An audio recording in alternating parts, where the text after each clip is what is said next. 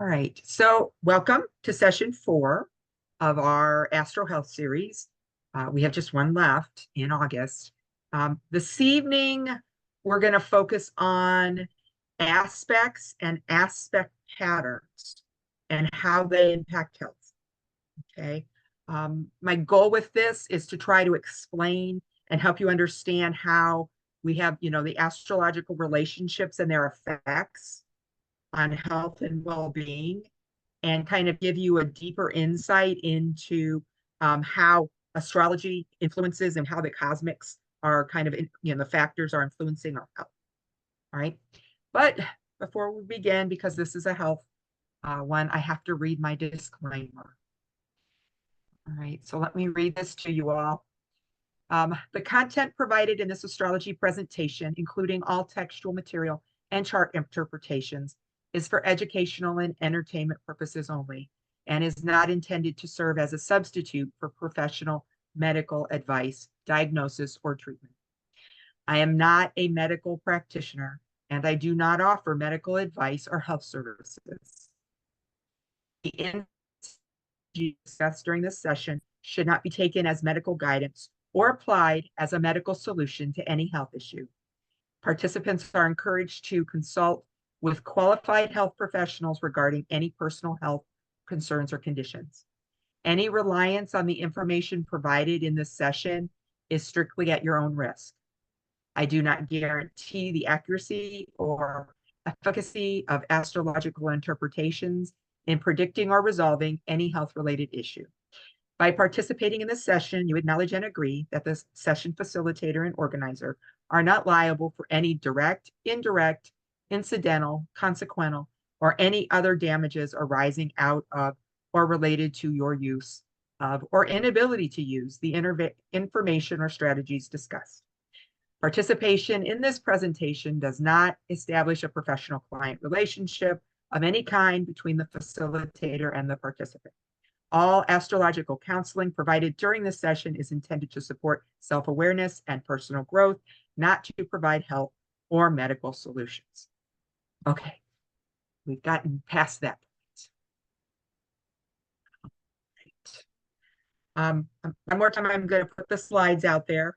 And I see we've got a hand. Yes. KO, do you have a question? No, I was applauding your disclaimer, and I'm so sorry that you need to use it, but I fully understand why you do need to, and it was really wonderfully written. Thank you. Oh, well, I thank you for the applause. Like I said, it's my least favorite part of this. I'll be glad when we're not doing medical and we can go back to talking without disclaimers. But when I was taught medical astrology, I was taught that this was an essential piece when you spoke to people about a medical astrology. So that's why I include it in every single one of these. All right, so let's get going. So we're going to go through, tell you what I'm going to be going through. So today, what I'm going to do is we're going to be looking at the major aspects. We're going to go conjunctions, oppositions, squares, trines, and sextiles. And then I'm also going to look at 3 patterns. I'm going to do grand crosses, T-squares, and yads. Although I will let you know, we are going to talk about, not in the slides, but when we do the charts, a Thor's hammer as well, because one of the charts I chose to use is Thor's hammer. And so it has a Thor's hammer in it. So we're going to use that as well. But I'll only talk about that when we actually do the charts. Hang on one second. The person that I'm using as a chart that's part of the group actually is having trouble getting in. So let me quickly send her the link, because I really would like for her to be in here so that when we get to the part where we're discussing the chart, she has the ability to interact with us. I think that would be very valuable to you and to her. All right.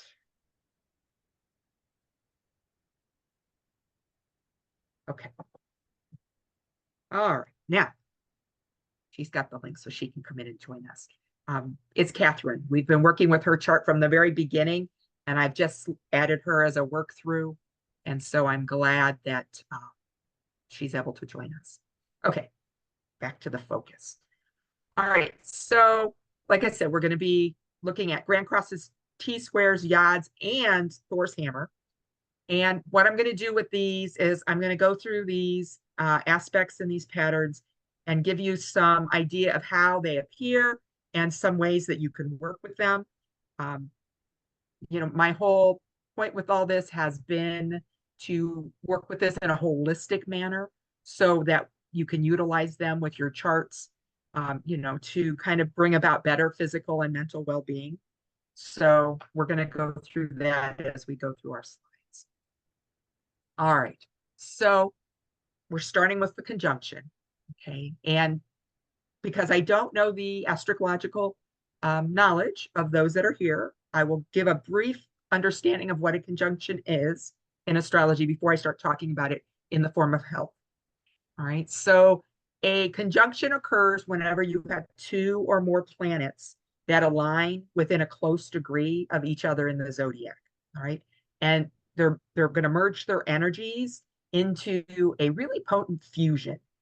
They go from being themselves to being something else because they intertwine and they start working together. And one of them is going to be more dominant than the other often because you'll have to figure out which one is the higher of the energy that's coming in. This aspect is very powerful and very dynamic because it is the blending of planetary influences. And it really influences an individual's life and health. You're going to see that as we go through this. All right. Conjunctions can be harmonious or challenging, and depending on the planets involved, how they're compatible. Okay. Generally, the orb for a conjunction with medical astrology is about 8 degrees. Most of these are 6 to 8 degrees. I will mention it as we go through each one. We do have a couple, though, that are a smidge tighter. Okay.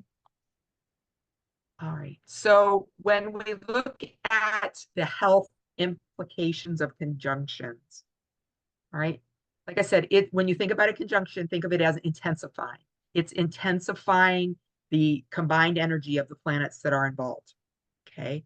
And this can be beneficial or it could be challenging depending on what kind of energy we're putting together. Okay. An example would be, let's say we have the sun and we have Jupiter and it's in a natal chart. And so if you had these in a conjunction, it could say that maybe this person has really robust health and a lot of vitality. But we could also be looking, at how it's positive because it could support health and recovery for this person. Okay. So it could be a very positive conjunction. However, if you think about it on the opposite point of view, that it could show maybe a tendency towards excess, which could lead to issues, maybe weight gain, or maybe something to do with the circulatory system if it wasn't balanced. That would be a possible challenge instead of it being a benefit. Okay. When you look at conjunctions, they often create like a focal point in the chart. Okay. It's an area where you're going to have energies that are concentrated.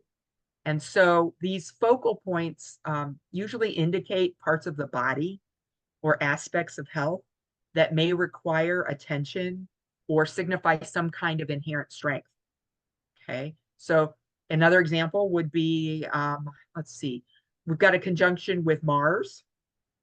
And so Mars might focus energy on being assertive or maybe having a lot of physical activity. But you could also point to a potential for maybe accidents or maybe issues with inflammation in the body. If we look at that aggressive quality of Mars as not being very well managed. Okay. So it would kind of depend on where it was in the chart and what signs it was in. That's why you have to layer it all together. When we look at conjunctions merging energies, sometimes you can also have like an overload of energy, especially if you've got a challenging planet involved. So like if you had a conjunction between Mars and Saturn, that could manifest as like an endurance and discipline in health manners, so it could be a positive. You could say, oh, that gives me a lot of endurance and discipline when it comes to health. But it could also indicate a propensity in someone for issues in their joints or issues in their bones or, skeletal things, or a tendency towards literally overexerting themselves to the point of fatigue. All right. So again, with conjunctions, it can be either or. All right. When we look at ways to navigate conjunctions, all right, we've got, all right, the key to navigating a conjunction is, in the health context, is balance and self-awareness. Okay. So that's like, we have to recognize where and how these concentrated energies are going to manifest in our health. So let's say we have a conjunction with Venus and Mars, right? You might experience a boost in physical energy and sexual vitality that would really overall sense of being. However, that very same conjunction could also lead to issues that had to do with inflammation or hormonal imbalances in someone. And so you have to be really mindful of the influence of these planets and what elements they're in and what signs they're in, and use that to harness whether this is a positive energy that's going to bring you, or if it's indicating something that you need to take steps to kind of prevent any potential concerns. Okay. When we look at the potential for health challenges that are indicated by conjunctions, you basically, a conjunction often is a preventative health measure. Okay. They kind of work together, where you have conjunctions that are kind of indicating, giving us information where some kind of crucial something to let you know something ahead. So being preventive with them, this is where I'm going to say it's important to, if it's indicated by these conjunctions, to get regular health checkups, to, look at the areas of your body highlighted by these conjunctions. Like if it's Mars and Saturn, then we're looking at our joints, we're looking at our bones. And so it would be really important to monitor and be proactively managing those parts of our body. All right. So basically, we're identifying and we're addressing health tendencies early that can prevent more significant issues later on. Okay. As far as the holistic approach to kind of working with this, you have to think, given the intense energy of a conjunction and looking at it as a holistic health approach, that's looking at, how we can physically and emotionally and mentally kind of layer things beneficially, we have to remember that it's all about regularity, because we're working on balance. We want to try to figure out what they're giving us for information that we can use to channel that our energy productively. Is it recommending a mindful practice? Like, is it in a sign that's going to help you with meditation or yoga? Something that's going to manage stress and bring mental clarity? Is it something that is going to be telling you need to work on supporting your diet for overall being? Like if it was Mars, if Mars was part of the conjunction, most of the time you're looking at things that have to do with focusing on some kind of release of physical energy. So, it's giving you the energy system to release whatever it's partnered with in whatever sign that it's working with. All right. When we look at squares, all right, our squares occur when two planets are 90 degrees apart, all right, and they're creating an aspect that's traditionally considered challenging. This angle is going to signify a friction between the energy of the planets involved. And often it's going to lead to internal and external conflicts that are going to require some kind of resolution. In terms of health, squares highlight areas where we might face challenges or be forced to grow and adapt. Okay. Despite their reputation for being difficult and hard, we have to remember that squares are also really powerful drivers for change and development. They're what push us to overcome obstacles and to strengthen our resilience. Okay. So just because you have a square doesn't necessarily mean that it's an awful challenge. It's telling you that there's something that you're going to have to overcome. All right. And so it's a positive thing. The orb for squares is 6 to 8. Okay, 6 to 8 degrees. When we look at the health implications of squares, all right, squares create internal struggles that signify impacts for physical health. Okay. Example would be, let's say we have Mercury and Neptune square. Okay. So you've got a Mercury Neptune square. And it might therefore lead to maybe confusion or difficulty with clearly thinking through something or communicating something. So this could relate to or result in stress-related health issue like anxiety or insomnia.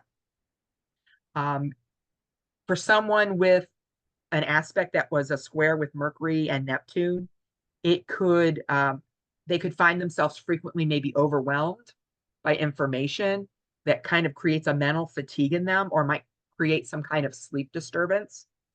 And so our key here is to recognize the tension and try to learn how to manage or resolve the tension that's occurring between these two celestial bodies. Okay. Also, we have to remember that the friction that's generated by squares is a motivator. Okay. It's motivating change in health. Right. So it's going to highlight an area in your life that's going to require some kind of attention or discipline and an effort to improve. Like, let's say we have a square with Moon and Saturn. Okay. This could indicate maybe like an emotional repression contributed to maybe some kind of depression or some kind of mood disorder. And this aspect would urge this person to work on their emotional expression and self-care and use that challenge as a catalyst to help them grow. Someone with this aspect might really benefit from engaging in journaling or maybe even seeking therapy of some kind to become more better able to express feelings and to understand feelings, to keep them from affecting those parts of us that Saturn is going to own, our skeletal and our Saturn things. Those are our structure, our framework inside. So when you think of looking at things in squares, you want to look at the energy of the first piece and what it represents, and the energy of the second piece and what it represents, and how they would blend together and what you could do to help remedy the disconnect that they're experiencing. Squares, when they are presenting a challenge, are looking for you to have some kind of resilience created from this challenge. It might be a physical issue, it might be an emotional issue. And so when you're looking at this square, you have to think about how you can get to some kind of greater strength or a deeper understanding of that part of your body to get through it and to get away from that square. Like somebody who had a Mars Saturn square struggle with physical activities and rest, right? Potentially you could look at things that would lead to overexertion or injury. And so by learning to pace themselves and incorporate periods of rest, it would improve their overall ability to have physical resilience. And so that would help them with their journey towards resolving the issues that involve developing healthier habits, so seeking support from healthcare professionals or some kind of support group, are learning a way to balance different areas of their life to make it run more effectively. Are we having issues, or are you guys okay? Is anybody having trouble with the Wi-Fi? Do we have a thumbs? Yes, no? Everything's working okay this way, but I'm hoping that it is coming the same way for you guys.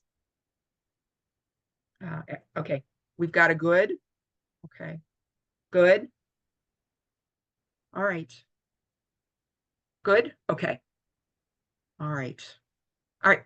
So when we are looking at, I was talking about Mars and Saturn.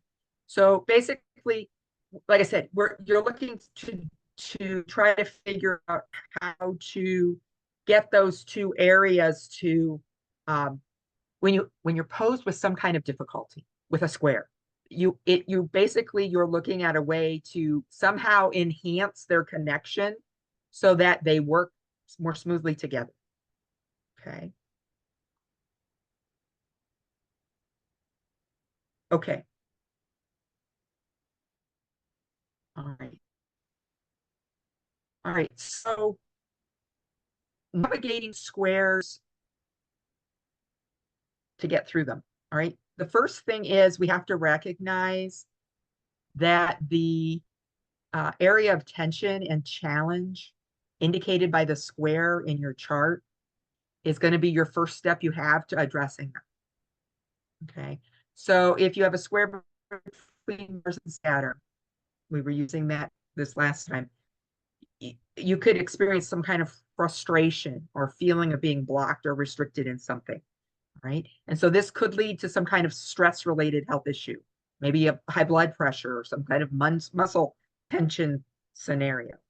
And so by acknowledging these influences, you can work proactively to mitigate their impact. And these techniques, such as regular exercise, yoga, stress management strategies, those can help build up tension and improve overall well-being.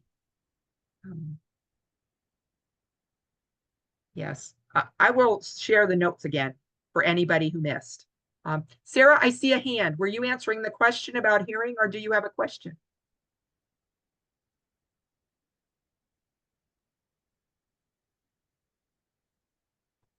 I was answering that I was having trouble with the internet. Hearing?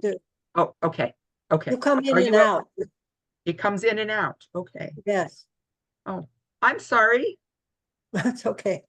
Yes. I can say that usually if you find it, you're having difficult through this, usually the recording comes out clear.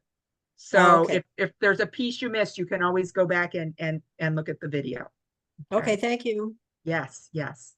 All right. And I do share the video with everybody who attends and everybody who's on my email list. And like I said, it is put up on YouTube, and you have the link for YouTube in the slides that I just shared. Okay. So you have access to everything. All right. So going back to navigating squares. All right. So the next thing would be trying to find balance. All right. So anytime you've got a square, you've got to be able to figure out how to balance those affected areas in your life. All right. So we've talked a lot about Mars and Saturn. Let's look at something different. Let's go to Venus and Pluto. All right. So let's say you've got a Venus-Pluto square in your chart, which might highlight like really intense emotional experiences contributing to stress, or maybe something to do with a relationship, or maybe some kind of values thing that you're going through. Maybe you've got some kind of something going on that has to do with something that's bringing stress into your life. Now, by adjusting your daily routine to include activities that kind of integrate emotional resilience and relaxation, that might benefit if you have a Venus-Pluto square. Seeking support from health professionals, not as in doctors, but more like maybe therapists, counselors, coaches, those kinds of things can provide guidance as well to help develop coping strategies. Because sometimes when you get these really intense scenarios, because you figure Pluto is going to be about transformation, you're going to be transforming something. And if the square is with Venus, obviously you're going to be transforming something that has to do with something that's personal, something that's internal. Like I said, that has to do with a relationship or a value or something financial that could be negatively affecting our health. Right? And so you're going to want to develop some kind of coping strategy.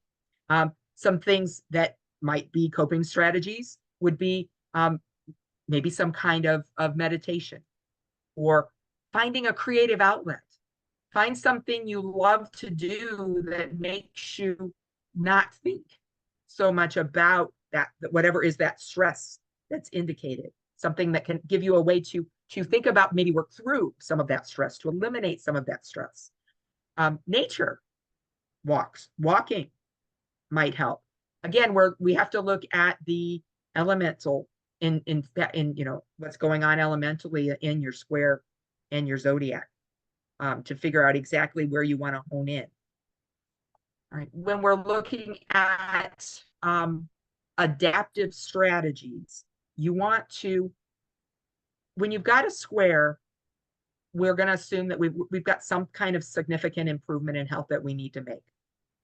So like if we have Jupiter and Neptune, that would issue, an issue there that Jupiter and Neptune would be maybe something to do with overindulgence, maybe something to do with escapism, because that would be a pretty intense square between Jupiter and Neptune. And so you're looking at those things that you may be needing to adopt some kind of healthier boundary, or create some kind of habit that gives you a balance in between, the whatever it is the energies are that you're getting there. You would need to find a way to reduce that stress and work on maybe goal setting, realistic goal setting with them. It might have to do something, if you've got one of those in Cancer, it could have something to do with maybe a dietary adjustment. Maybe you need to learn to moderate something you're eating, maybe sugar. Maybe you've got too much sugar intake. So, to avoid your energy crashes, you might want to incorporate more nutrient dense foods to bring more mental clarity. You have to kind of look at, when we're thinking health wise, you have to think about what is involved and how you can piece together those pieces. Okay.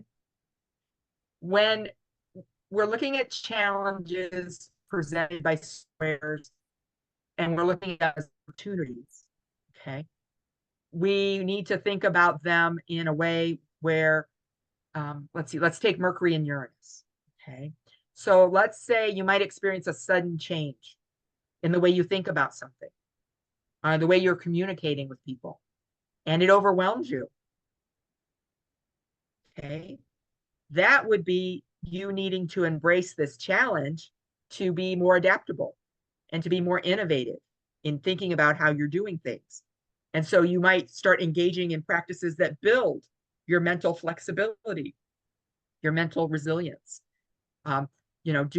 maybe looking for some kind of supportive network where you could turn this aspect into some kind of really profound growth opportunity, that would really add to your mental.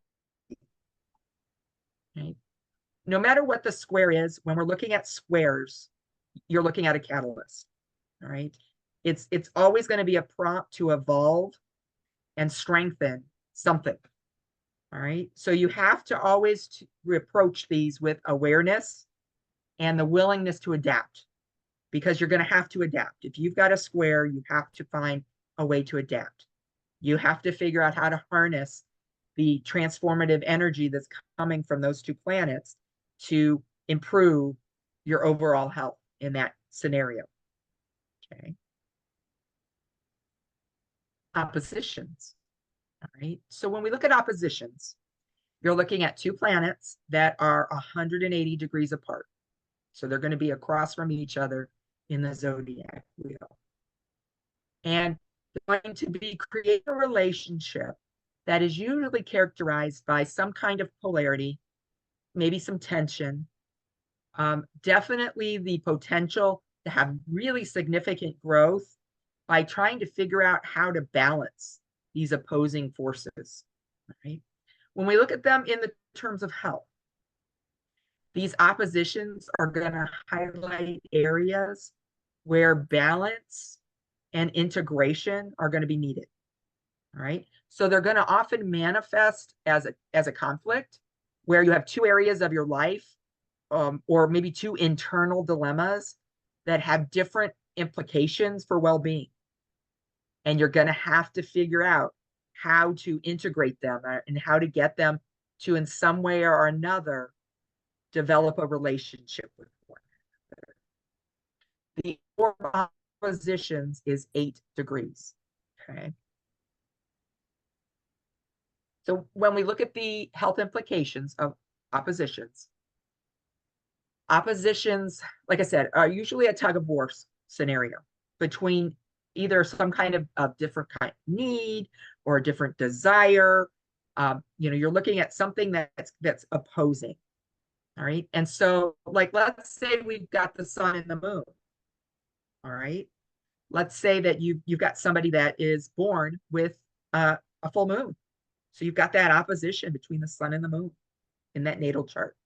And so it's going to reflect a conflict between sun, which is like the core identity, and in the moon, which is like the emotional needs. Okay. And so this conflict is going to lead to some kind of stress or emotional unrest if you can't find some way to balance it. So let's imagine we've got somebody that's feeling really torn between, and let's go with just a natural wheel. So they're torn between their professional ambitions and their need for emotional fulfillment in relationships. Okay. So they're opposed to each other. And so you're looking at somebody who needs to recognize and address the need for the sun and where it is, and the need for the moon and where it is. And then you have to figure out, if we're looking at it health-wise, what parts of the body are those representing? And how can you balance them for your health? All right. It might create a scenario where you have to learn, like with the example that I gave, you might have to learn how to set boundaries for the amount of time that you are at work so that you have time for personal relationships. Okay. And that would eliminate some of that stress. Okay. If we look at it from, let's look at different planets. Let's go, let's look at an opposition between Jupiter and Mercury. Okay. So you have Jupiter and you have Mercury, and they're in opposition. So we've got, again, somebody who might be swinging between maybe some kind of excess, because that was the example we used. Maybe we're looking at some kind of excessive eating, or some kind of opposite, maybe some kind of extreme restriction in dieting. Right? Maybe they've got something they're going really big one way or really big another way. So they might be doing too much or not enough. And the opposite side would be mentally overexertion or overthinking. All right. So you're looking there, you could have a mental health issue like anxiety that might lead to, or need to have be balanced in order to over a physical issue like gaining weight or having some kind of dietary balance. Okay. So again, we're looking at tendencies for that, you have to find a way to adopt a balance or some kind of mindful approach to get something going that's going to create an equilibrium between the two planets that are in opposition. All right. When we're looking at another way to navigate them is trying to find a sense of wholeness between them. Because with them having, different energy, you could figure a way to try to balance those. So like if we had Saturn, okay, let's go Saturn that would with Neptune. Okay, the Saturn is going to be coming through as a very disciplined, structured energy. And Neptune is going to coming through as very intuitive, very imaginative, perhaps confused, maybe not though. And so this person with this opposition might need to balance their drive for order and responsibility, that Saturn energy, with their need for having some kind of spiritual connection. Okay. And think about Neptune too, and the things that it represents health-wise. You're looking at the Pisces energy. So we're looking at, the feet and the immune system and those kinds of scenarios as well. So you're looking at somebody who could be struggling with just creating a balance in their overall system. And to do it, they might have to find some kind of our spiritual connection, that Neptune. All right. And so basically, they're going to have to come up with some practical action that would include something that would allow them to have both time for Saturn and time for Neptune. So time for work and time for play, time for relaxation. So maybe they might need to develop some kind of yoga practice day. Or maybe at lunch, they go for a walk. That might just be enough to kind of help the two of them to get balanced. You could go out and have that spiritual connection when you have a break, or right after, or right before work. And then during work, you've got that Saturn there in that oppositional position. And you're, so think about it, especially if we're talking 10th, 4th house, you're looking at the connection between your inner self, your root, and your outer self, your leaves. And so that Saturn would be asking for, you to do those things, to be responsible, where that Neptune would be asking you to feed yourself, to bring yourself forth. So you have to think about when you're trying to figure out how to balance oppositions. All right. So when we've got these oppositions, we're always going to be looking at, like I said, balance and integration. Those are what we're looking at. Now, when we are trying to do this, okay, let's say we are seeking equilibrium. So that's kind of like the primary strategy for dealing with an opposition. And so it's going to involve you making a conscious choice, an effort to balance whatever that opposing energy is in an everyday way. So if you've got the Jupiter Saturn to expand and being optimistic, which is your Jupiter, and the need for discipline and caution, which is your Saturn. So to address an equilibrium of that nature, you have to allocate time for pursuing something new, a new opportunity, while maintaining your structured routine. All right. And so something like that might demand that you have a balance, that you have periods where you have intense activity accompanied with downtime, and so you're doing some way to strategically balance them. If we're looking at it from a holistic health duality expression, think about it, the difference between physical and emotional. All right. So if you have something of this nature going on, you want to find some kind of practice that's going to unite the body and the mind, like maybe Tai Chi, something that can help you achieve balance between these opposing factions. So like, let's say we've got Mars and Venus in opposition. All right. So you might have a need to balance some assertive, action-oriented energy with a focus on harmony, on relationship with others, with balance. And so let's say yoga. You could use yoga, which would give you ways to kind of combine physical postures with breath control and mindfulness, which could help harmonize those energies. Okay. When we are thinking about navigating oppositions too, we're looking at cultivating mindful practices, anything that's going to release or manage stress or tension. Okay, because there's no way you're going to have this opposition no matter what is involved, and there's not going to be a tension between those two parts of your chart. And so again, you need to think about how to find some kind of reflective practice that you can institute into your life, or something that you can do that's going to give you the ability to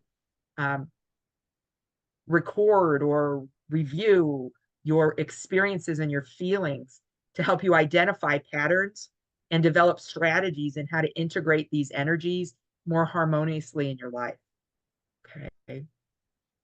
And sometimes with oppositions, because they are very intense, especially in health, you do wind up needing to have some kind of professional guidance, a therapist, a counselor, some kind of holistic health practitioner that's going to give you that ability to have that support for balancing these conflicting needs and to help you find some kind of way to integrate them.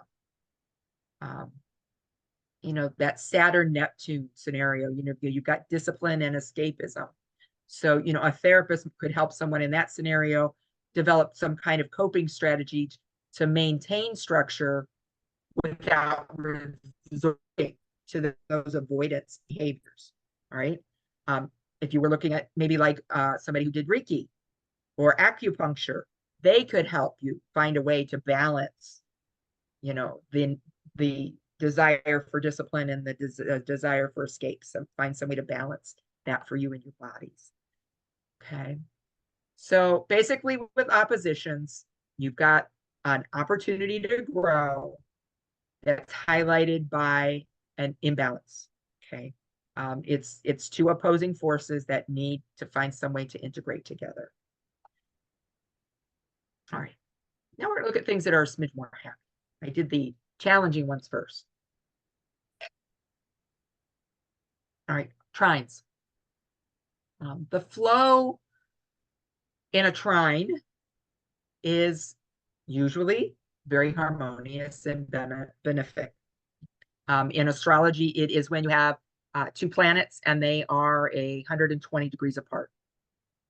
They generally do signify a flow, ease, some kind of natural affinity between the energies of the planets that are involved. They're going to usually facilitate some kind of positive expression in their quality. When we look at them in health, trines indicate areas of where we have an innate strength about us or some kind of natural healing ability. They're aspects of our well-being that can, that they require less effort for us to maintain those parts of us. And so you have to remember, though, because we're going to be looking at trines and then sextiles, generally these are much more positive, especially if you're looking at a trine. So you have to remember that the ease of the energy sometimes could lead to a complacency. So you have to remember that these are gifts and you still have to be mindful to engage with them. Okay. The orb for a trine is usually 6 to 8 degrees. All right. When we look at the implications for trines in our natal charts, health-wise, they reveal areas where we have experiences with like natural health strength. All right. So, and these could be physical or they could be emotional. So let's say you've got a trine going on between Venus and Mars. All right. This could indicate a really harmonious balance between action and relaxation. This balance could contribute to having maybe a really robust physical constitution about yourself, as well as a healthy approach to managing stress and energy. And so somebody with this aspect might find that it's really easy to switch between activity, being active for a period of time, exercising, and then having restful relaxation time. This would really help them maintain physical fitness and mental well-being. So that's where you have that positivity there, that flow of energy that is working together. There's no resistance there. Where you have your trines, it can highlight an area that isn't going to require as much conscious effort. We have to think about it as hard. And so this doesn't mean, like I said, that this is something that you need to neglect, but rather there are points that you need to look at where you can build really strong foundations, because they already are giving you a pillar to start setting those blocks on top of. So let's say we had the Sun and Jupiter, right? So you've got Sun and Jupiter and they're in a trine. So that would suggest that you might naturally have a really optimistic outlook that was really supporting your overall well-being and really gives you a lot of help when it comes to recovering from illness. So a person with this kind of aspect might find that their positive attitude helps them stay healthy and gives them a really quick bounce back time when it comes to having some kind of health challenge, which is reinforcing their overall vitality. Okay. Now, because of the ease of trines, sometimes you have the ability to take them for granted. All right. And so when you want to really consciously engage them. I can't say that enough. They are giving you an ability to have a natural well-being and to give you a great amount of support for your health. So if you have a trine, you want to figure out what that trine is giving you so that you can continue to eat, to feed that positive. All right. So let's say we have a trine between Mercury and Uranus, because we talked about it being a challenging aspect. So if we've got Mercury and Uranus in a trine, they might have a person. This could be a person that could have really quick and clear cognition, good cognitive functions. They think clear, have strong, a strong cognitive process.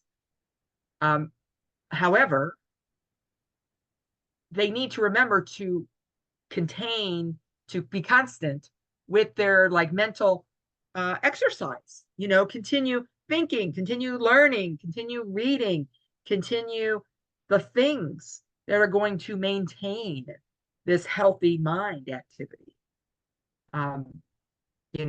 You want to feed that healthy mind interaction.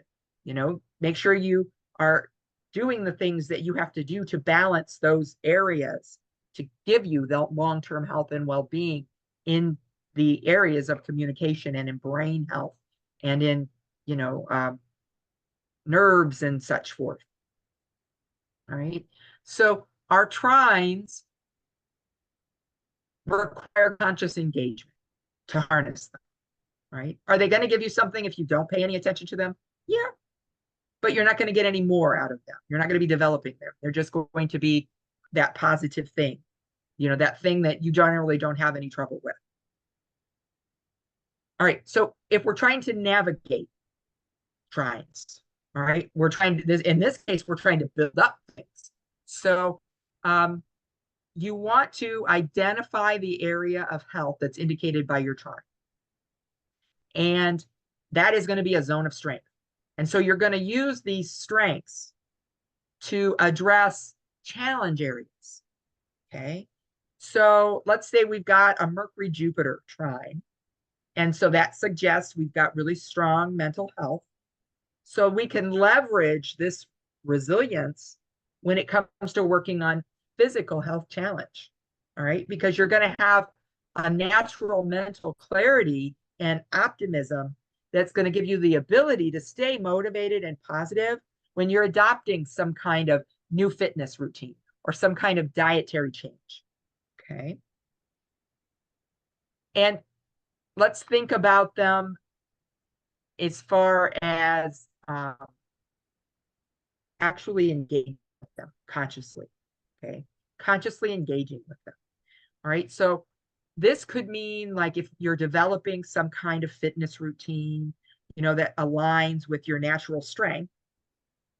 So you're using that as a springboard for tackling maybe a more significant health goal. All right. So we've got our trine, that's Mars and Venus, and it might make some kind of, physical activity really enjoyable to you. And you automatically have a balance there with Venus where you're okay with relaxing and with treating yourself well. And so if you know this, you can then design some kind of exercise plan that's going to maximize these harmonious energies so that you stay active for the entirety of your being, and you don't ever burn out of having to do the same thing over and over. Okay. If we use the supportive trines to develop holistically, you're really ensuring that this is going to be an area where you have growth. Okay. So Sun Mars, you could have confidence and vitality.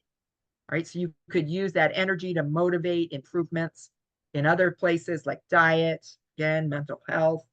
So you're using your vitality to inspire you to explore more nutritious eating habits or to engage in more mindful practices that are going to complement your physical health. All right. You have to figure out what your trines are and wrap them in to what's going on. All right. And so you're going to want to stay aware of the tendency towards being complacent with your trines by reviewing things. You have to make sure that you're not overlooking something just because it's always easy or it's problem free. All right. So let's say we have Venus, Jupiter, and we're really blessed with, having a really good social life with people. All right. So you have people in your world that love you, people that contribute to your emotional and physical well-being. You don't want to take that for granted. So you want to make sure that you're continually engaging in activities that are going to maintain and enhance those social bonds, like organizing things or participating in events and things, because that is a part of you that you can use to thrive on. Okay, so even the little things that you think might not be representing things, you could use them to thrive. Okay. All right, sextiles. When you have a sextile, it's when you have two planets that are approximately 60 degrees apart. And they're creating what is usually a harmonious and supportive aspect that usually has some kind of opportunity in it. They're not as effortless as a trine. Usually you have to do something. You have to unlock them. They give you some kind of potential that you unlock, and then, through some kind of effort or engagement, and that's when you get the positivity. And so if we're looking at health, a sextile is going to indicate an area where you have to make some kind of proactive effort. You're going to have to do something that's going to give a significant improvement to yourself in some kind of well-being, be it a physical or an emotional one. So your sextile is going to show you where you can find that little bit of help to make something work better, right? To give you a path to healing something, or to show you where you can do some kind of growth that you can take and is going to add. Right. The orbs for sextiles are usually between 4 to 6 degrees. Okay, so this one is a little tighter. All right, so when we're looking at unlocking the potential of the sextile, all right, so this is going to be, like I said, a place where you're going to have to put forth a little bit of effort, but you're going to get a big reward out of it. You're going to get some kind of a positive health or vitality. So like if you've got a sextile between Mercury and Uranus, all right, that could indicate, again, you've got that innovative mind. And so when you focus on health, you can like discover some unique or some maybe unconventional approach to a wellness or some kind of habit that would be really highly effective for you. If you imagine somebody with this aspect, maybe they're developing, an exercise routine or some kind of diet plan for themselves, and do this in a very novel way, in a very unique way, perhaps doing something or putting things together that others wouldn't think about, right? That enhances their well-being. This would be tapping into this creative potential that gives them the ability to find a new way or a different way to stay healthy and vibrant. Okay. And that would be using that sextile energy. Sextiles often are supportive to facilitate healing. Okay. So they indicate usually some kind of complementary therapy or some kind of practice outside of what you might usually do that could give better or substantial benefit. Okay. So like, let's say we've got a sextile with the moon and Venus. That would suggest maybe you've got some kind of emotional well-being, and it's very closely tied to social interaction, comfort. Okay. And so this could point towards maybe some kind of social activity or some kind of artistic expression that would be a therapeutic outlet for you. And so somebody with this aspect might find that if you go to some kind of community event, like maybe some kind of art therapy or, some kind of something where they're engaging with others in a creative therapeutic way, maybe dance therapy, or my brain says like a drumming class or something, that by spending time with others doing these things, it could help them heal and maintain an emotional balance. Even something as simple as just spending times with the people who love them could produce this same healing and emotional balance in somebody who had this, like a moon Venus sextile. Okay. The beauty of sextiles lies in their capacity to encourage an active engagement with somebody's health, right? They highlight the areas where just a little initiative or exploration is going to open a door that could enhance well-being, physically and emotionally. And so even though it might have you looking at something new, some kind of new health system, or trying out some new diet or some new exercise, or even just adopting a more curious and open-minded attitude towards health and healing, you'll find things that you might not be able to find otherwise. So like, let's say you've got a Mars Jupiter, right? This person could feel really motivated to explore physical activity, right? And for them, it could be a wide variety of things. It could be, like we were talking about yoga, or it could be somebody who likes to go hiking, or it could be somebody that's, engaged in some extreme sport. But no matter what it is, basically they have to discover what is going to best support the energy level that they need to meet that fitness. So it might be a really highly engaged activity, but then again, it might be one that is more private and maybe a little lower key, like the yoga. Okay. And so by staying actively engaged in whatever it is found to be the most appealing, this would enhance the health and the well-being of that individual. All right. When we look at navigating sextiles, all right, so what we're trying to do with a sextile as far as health goes is we're trying to leverage that energy, right? You're trying to adopt an exploratory and curious approach to health. So like I just said, you have to be open to trying new things and integrating new things into your routine. Let's go back to our Mercury Neptune. Okay, so we've got that sextile between Mercury and Neptune. And you find that this has you exploring maybe different meditation techniques, maybe going into creative visualization exercises. All right. Those might significantly enhance the mental clarity and the emotional well-being, of somebody who had a Mercury-Neptune sextile, right? The initiative is unlocking, finding the key to unlocking what the potential is of the sextile.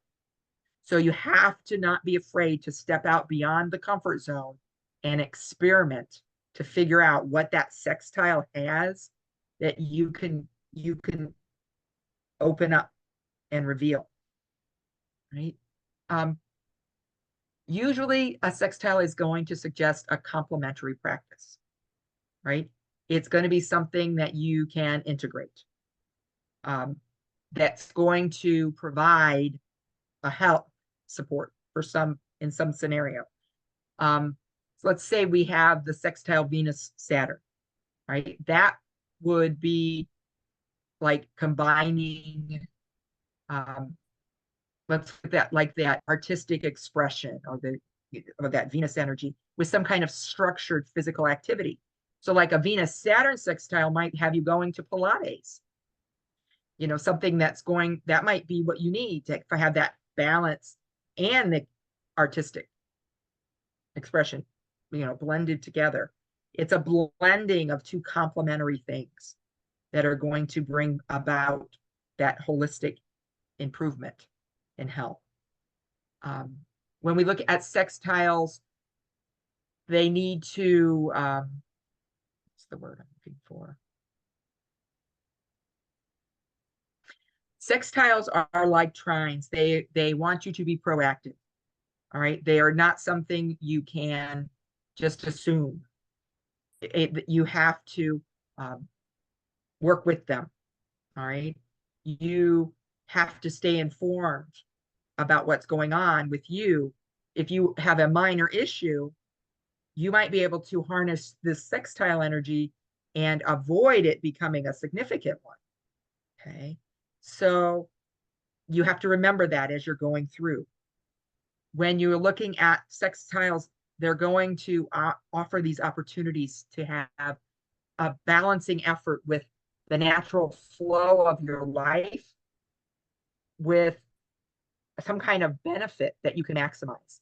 And so it's all about putting in the work while staying aligned with kind of feeling that harmonious, what's right for your body and spirit kind of thing. It's like maybe we've got a moon Uranus, right? That would encourage you to find, some innovative way, maybe even a little rebellious, to relax and rejuvenate by combining maybe some kind of traditional relaxation technique with some kind of modern technology. Maybe you use an app for your guided meditation, or maybe you attend a virtual wellness community. It's finding that little hidden key to help you maintain a harmonious and effective approach to what's going on for you health-wise. All right, so let's look at our 3 aspect patterns here. All right, so our aspect patterns are basically combinations of, multiple aspects, and they form shapes. Like I said, we're going to look at the Grand Cross, the T-square, and the yacht. And so these will indicate nuanced health narratives and offer some deeper insight into how different planetary energies are going to interact and influence well-being. Okay. So our first pattern is the Grand Cross. Okay. So a Grand Cross occurs in an astrological chart when you have 4 planets that are approximately 90 degrees apart. And so they're forming square aspects to each other. And the 2 sets are also having an opposition. Okay. So much like the picture that I have here in the corner of my screen, you're looking at your 4 planets that have their squares in between them, and then you've got oppositions between each of the apexes. Okay, so this is usually a pattern that is tense and a challenge. And usually when we describe a Grand Cross, you're looking at a cardinal one, a fixed one, or a mutable one, usually. And so each is going to bring in its own flavor or its own focus to what challenge it's presenting. When we look at it in health, this grand cross is going to signify a significant point of stress or conflict that's going to be manifested either physically, mentally, or emotionally.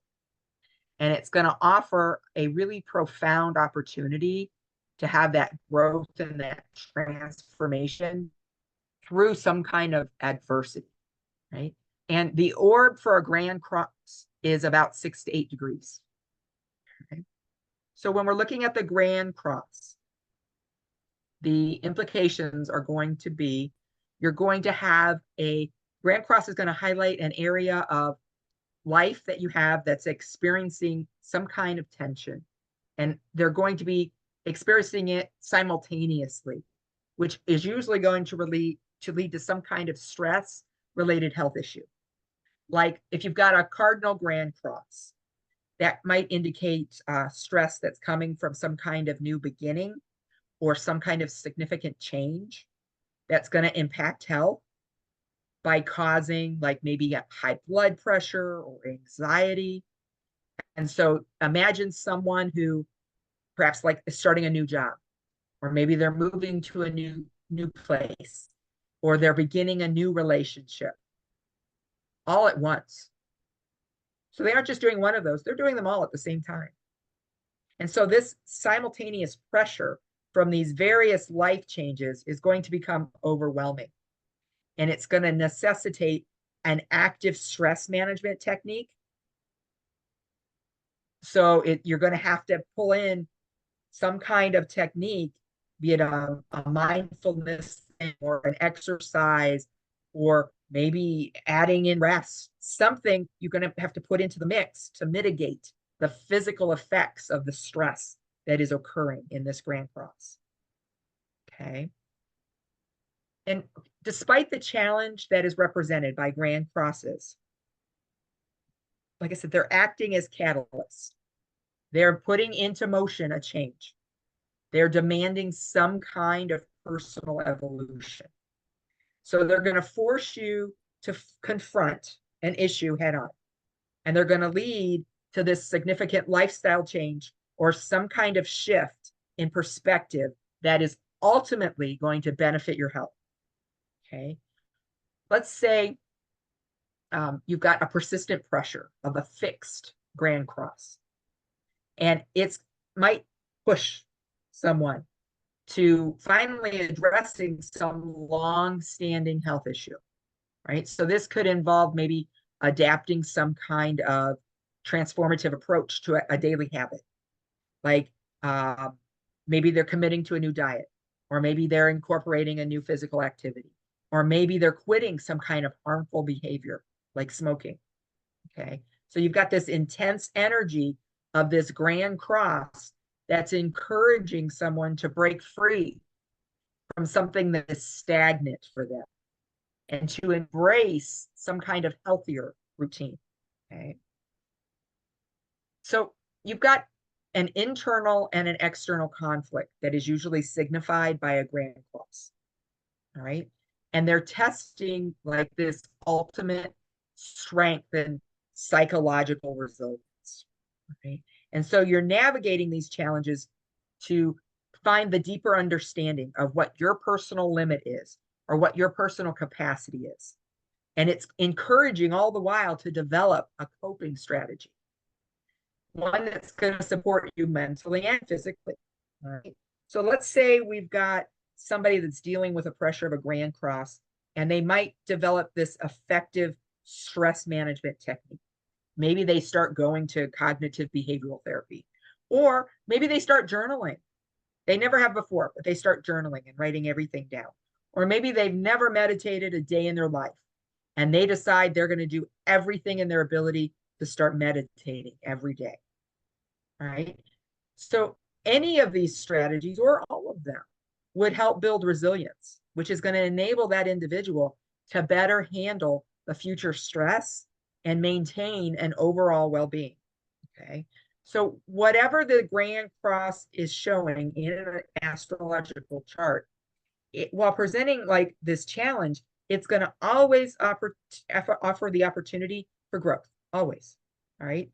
But it's going to always require some kind of active management of stress, embracing change, and developing resilience, always. Okay. And so, let's get through that.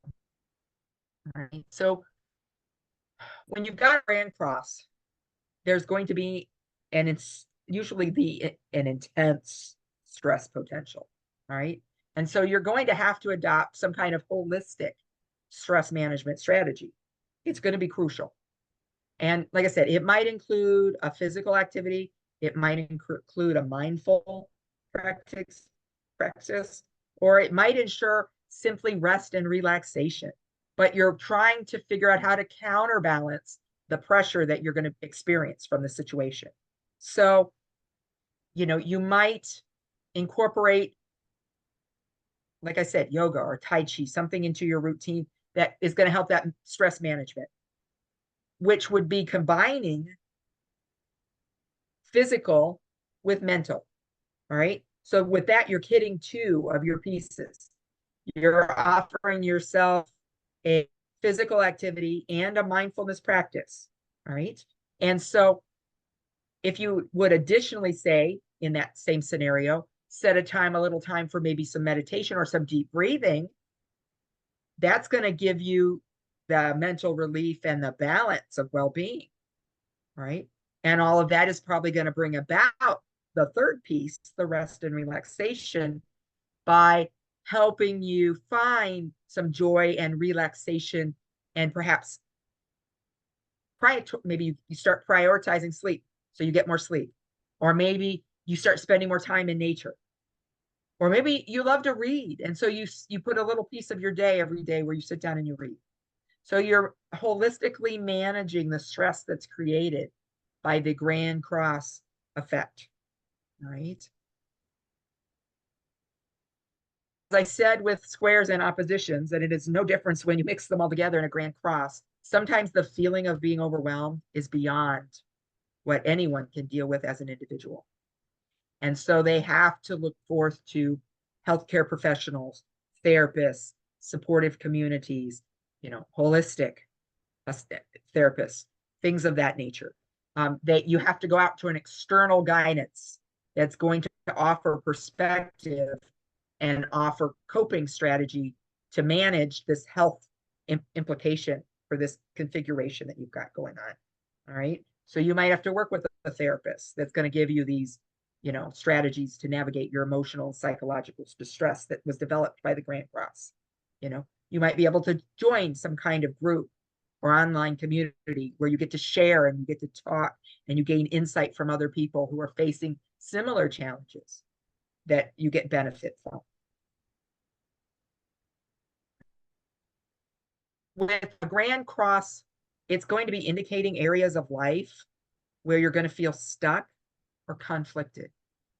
And so this is also part of the teaching. This is where the value of flexibility and adaptability start being triggered.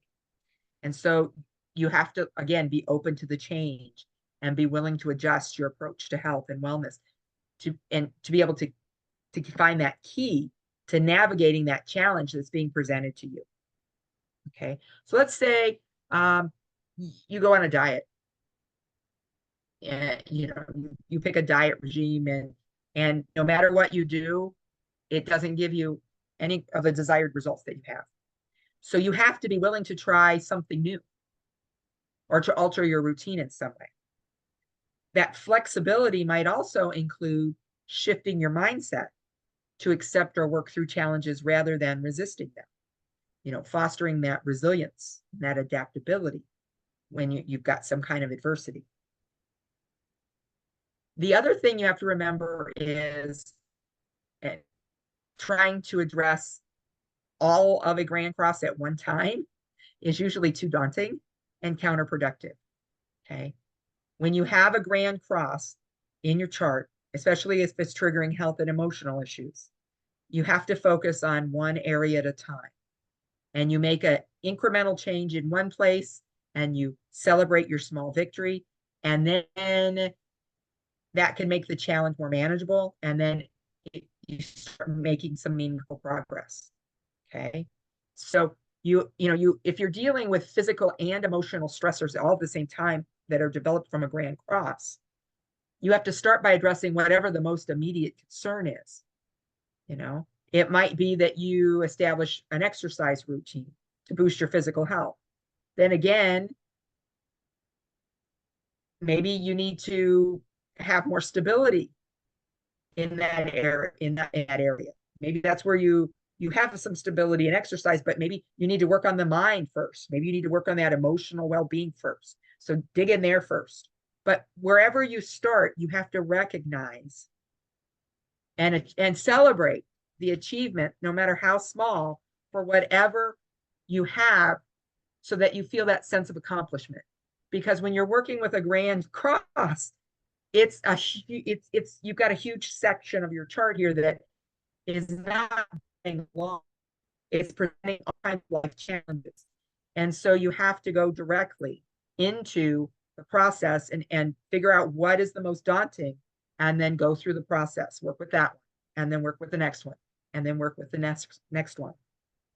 I know when I am looking at a chart, when I'm reading a chart, I always look at the degree of the planets that are involved in a grand cross, because usually whichever is the lowest degree is where you need to start.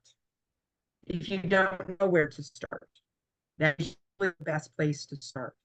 And then figure out the others and what their degrees are, and find out if there's a hierarchy, and work on them based on the degrees.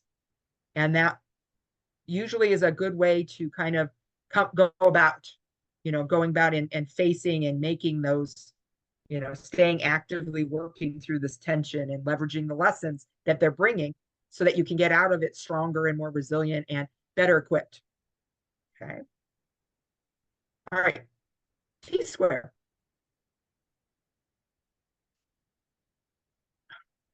All right. So our T-square is formed when you have two planets in an opposition, 180 degrees apart, and they're both square at the 90-degree by a third planet, which creates the T. Okay. So in this configuration, you have a focal point, which is a tension or a challenge or something that needs to have growth to it. And the planet at the apex of the T, which would be the one that's squaring, so this one in this diagram here. All right. The apex is this one, the one that is doing the squaring, not the opposing. All right. So you take your planet at the apex, and it is going to act as the primary outlet for the configuration of energy. All right. So in health astrology, that T-square is going to indicate the area where stress may accumulate and manifest physically and emotionally. All right. But it also is going to highlight where you can proactively put in an effort to lead to improvement and resolution. Okay. So when we look at the orb of a T-square, it's 6 to 8 degrees. So let's talk about T-squares. All right. So we've got this tension that's inherent in this T-square configuration, and it leads to stress-related health, some issue that was related from stress, right? Which could be a number of things. So let's say in our T-square, we have emotions, thinking about it from an emotional stance, Saturn, something's restricted, and Mars, there's some kind of action. Okay. And so this is going to indicate some kind of emotional stress that's going to be impacting some kind of physical well-being, right? And this might manifest as, depending on where it is, but with it being in the moon, it could manifest as maybe a stomach issue due to emotional turmoil. That would be symbolized by that moon. Maybe you've got headaches from the restrictive pressure of Saturn, or maybe you're even experiencing some fatigue or tension from the constant drive of that Mars. Okay. And so recognizing these patterns is really crucial. And by understanding how these are going to interact with each other, you have the ability to implement a targeted stress management technique to alleviate whatever the specific health problem is. Okay. So you've got the tension with the T square is going to demand an action for resolution. And so often you've got, the pushing towards this proactive change. All right. So you've got the friction and the challenge that's highlighted by the T square, and it serves as a motivator to seek a solution. Okay. So if you have a T square, let's say we've got our sun, which is our identity, our vitality, Uranus, which is going to be a change, or the desire for some kind of independence or rebellion, and Neptune.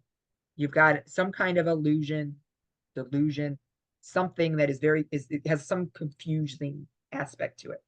So this might drive like you to address a health issue through something innovative, such as maybe an alternative therapy or some kind of cutting edge medical treatment.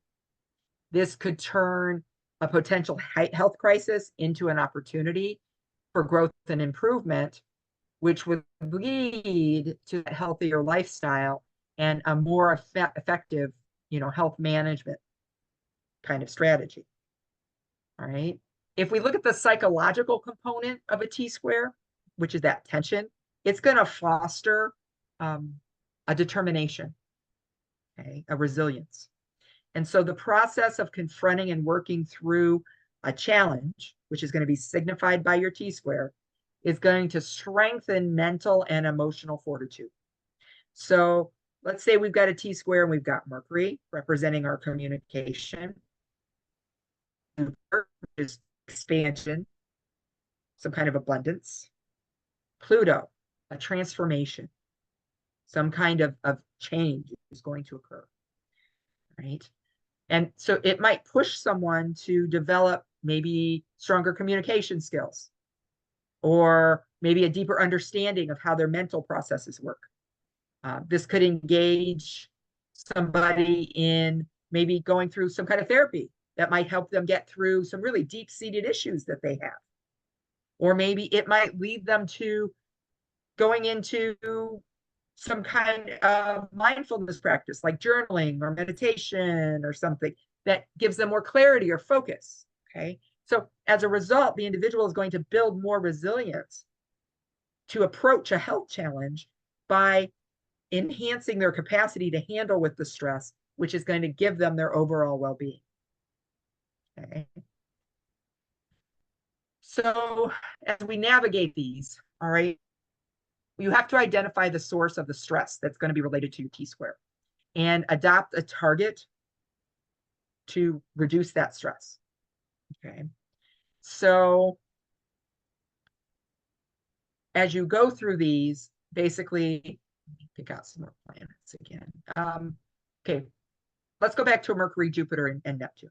So we've got Mercury, our communication, Jupiter, our expansion, and Neptune, our confusion, our illusion. Right. So let's say you've experienced a lot of mental stress due to overthinking or confusion, or maybe overthinking and confusion. Right. And so you have to incorporate something that's going to help you clarify your thoughts. All right. Perhaps there's a physical activity that you can use to release your mental, or perhaps you have to have a grounding activity like journaling or nature walking that's going to give you that clarity and that relaxation. The activities that you use have to specifically target what that apex is that's going to offer your relief, for the overall well-being. Right. When you look at the apex planet in that T square, like I said, it's going to be pointing to that area of life where effort and resolution are needed. All right. So this is going to be the seeking support area. Right. So if the apex planet was Mercury, okay, then we're looking at indicating there's communication issues.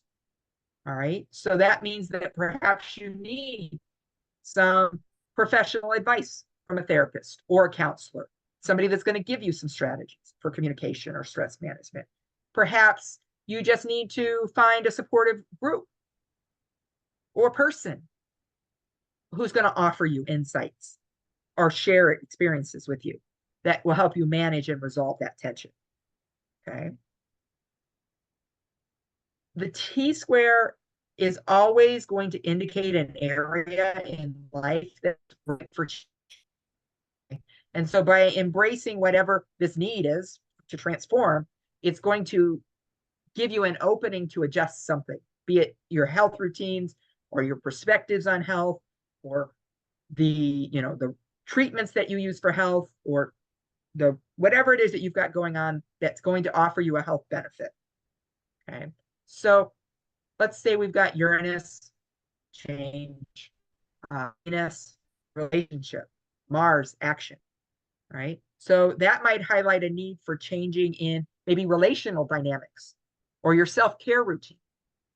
And so by opening up to new ways to relate to others and yourself, such as practicing assertive communication or exploring some new wellness practice, you might be able to address this challenge really effectively. Okay, so you have to really look at the pieces. T squares are most always intense because you're dealing with squares and oppositions.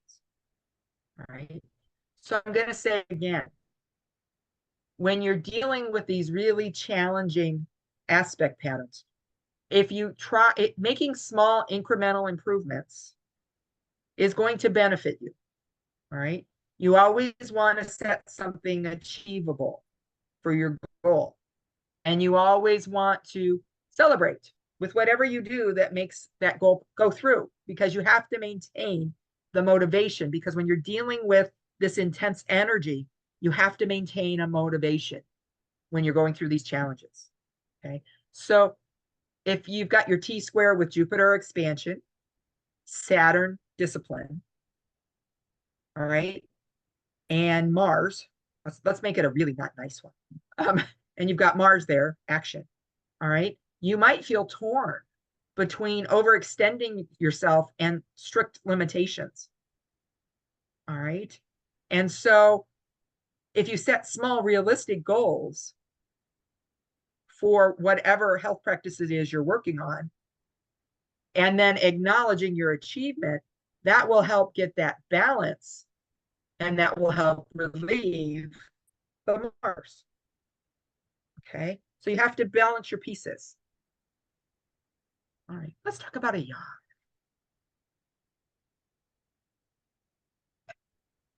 Right. In astrology, a yod is often referred to as the finger of God or the finger of fate. And it's actually, it's a unique and a somewhat complex astrological aspect that forms when you've got two planets that are sextiling each other. So they're the 60 degrees apart. And then they both are quincunx, which is 150 degrees to a third planet, right? And so this creates a narrow, elongated triangle in the chart. And it focuses a really intense energy on that apex planet. All right. So this is our apex, whatever is here. All right. So you've got your sextile planet, which remember, they can work together nicely. You just have to put forth effort. But there's some kind of tension going on there because of the quincunx. All right. This yods usually are indicating some kind of karmic indication. You're looking at maybe a special task or a challenge in somebody's life that's requiring an adjustment or an adaptation, or you're integrating some kind of energy that isn't feeling just right. And when we look at it in the point of health, a yod is going to point to a potential health issue that may be difficult to diagnose or understand, right? It's something that's going to be, it's going to often require a holistic or a very unique approach to address it effectively. Now, when we look at the orb for a yod aspect, this is where we get tight. All right, we're looking at around 2 or 3 degrees. All right, and that means that, so you're looking at 2 to 3 degrees in your quincunx and 2 to 3 degrees in your sextile. All right, this tighter orb of the yod is going to ensure that you get as precise as you can, trying to figure out what the unique and sensitive energy is that this yod is trying to point to. Okay. All right, so when we look at the implications, all right, like I said, it is karmic. All right, so usually the presence of a yod in a natal chart is going to indicate a health challenge that has some kind of deeper or karmic significance. These are usually things that are long-standing or chronic issues that push an individual towards a deeper understanding of their health or their well-being, right? An example would be you've got someone with a yod. Let's say we've got Moon emotions, Pluto transformation, Neptune spirituality. All right. So you might have someone who is facing a recurring emotional or psychological health issue. So this challenge could be seen as an opportunity for profound personal growth, or it's really encouraging them to explore emotional depth, to transform old patterns that they have in their life, to seek some higher understanding of their spiritual and physical health. Okay. Like I said, that apex planet in the yod is pointing to the individual focus point, right? This is where we need to focus healing and integration. That is that point. That health issue is going to be related to that planet, and it's going to require considering the physical, emotional, and spiritual dimensions of that planet. All right. So let's say we've got Neptune as the apex. And so it might suggest a sensitivity, maybe to drugs, or maybe there's a propensity for things being misdiagnosed. This could indicate a need for clarity, or maybe some alternative healing modality to be used. This individual might benefit from integrating practices like putting maybe some meditation in with some neuropathy, or maybe some energy healing into the system. So basically, they're taking their health regime and they're addressing this unique sensitivity and to help promote their overall well-being. Okay. With a yod, it's demanding flexibility and adaptation. Okay, because it's showing you a health challenge. It's highlighting a challenge. It's highlighting a challenge that may not respond to some conventional treatment, something that's going to require a person to explore and adapt a lot of different approaches to find what works for them. All right. Say you've got a yod with Mars, Venus, Saturn. Okay. So we've got action, balance, and harmony, balance, harmony, and discipline. And that indicates a need for an ongoing adjustment. All right. So let's say it's in diet and exercise routine to manage a chronic health issue that they've got effectively. It could involve experimenting with maybe different dietary changes. Maybe they are eliminating certain foods. Maybe they're incorporating new supplements. Maybe they're trying new forms of physical activity. They have to keep working to find that balance, find the right balance for them. And so they have to explore alternative things. Maybe they have to go to acupuncture. They have to go to chiropractic care. Maybe they have to go to herbal medicine.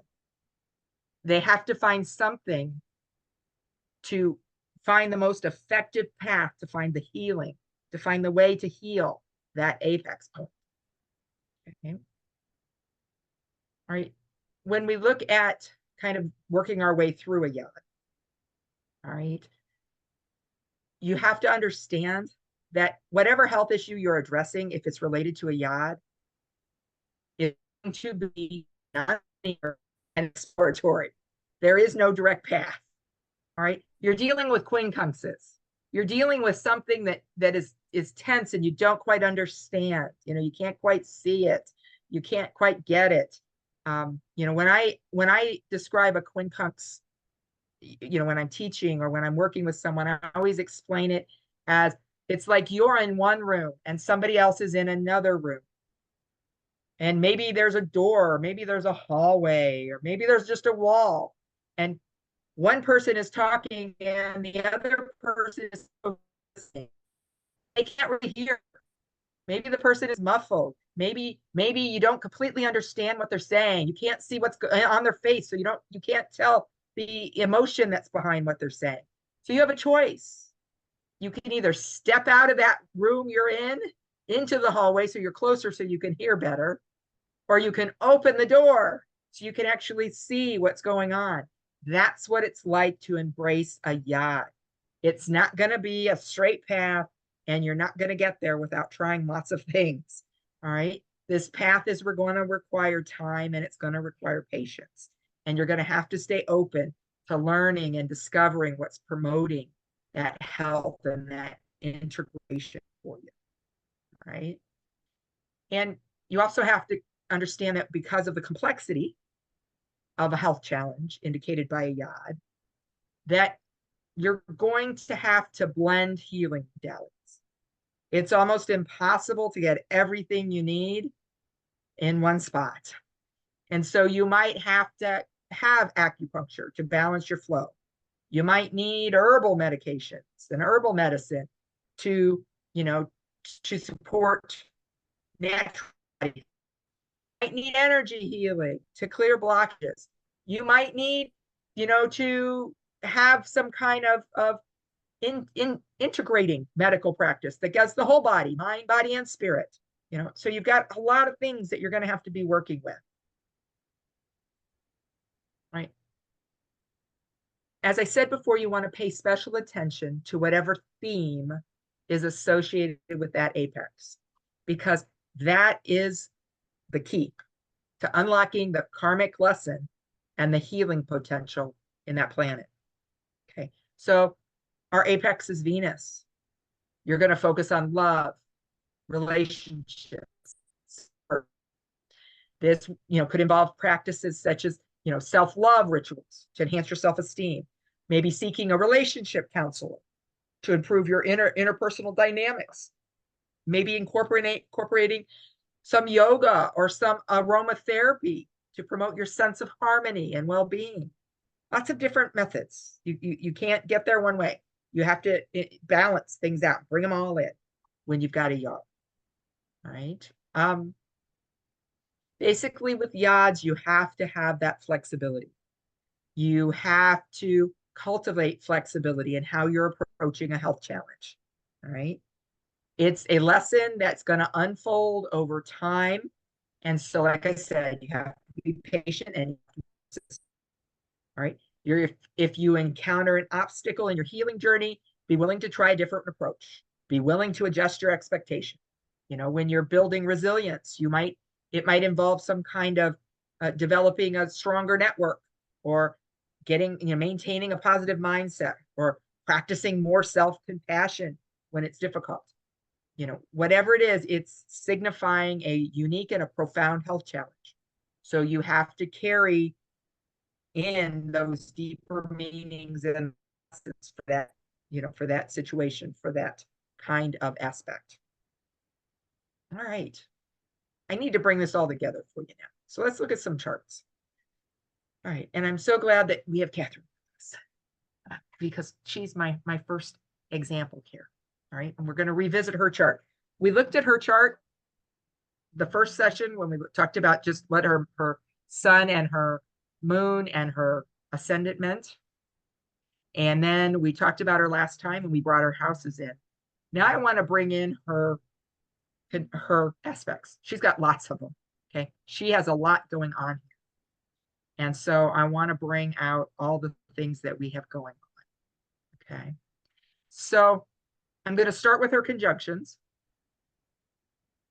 All right. So we've got a Jupiter-Uranus conjunction. All right. So it's right here in her chart. Okay. So it's a 10 house. Absolutely. When I get to the last slide, you can, I open up the floor and you can make comments. You can ask me questions about this. If you have other questions, I am more than willing to answer your questions. Okay. We have just this chart and one more, and then I open up the door.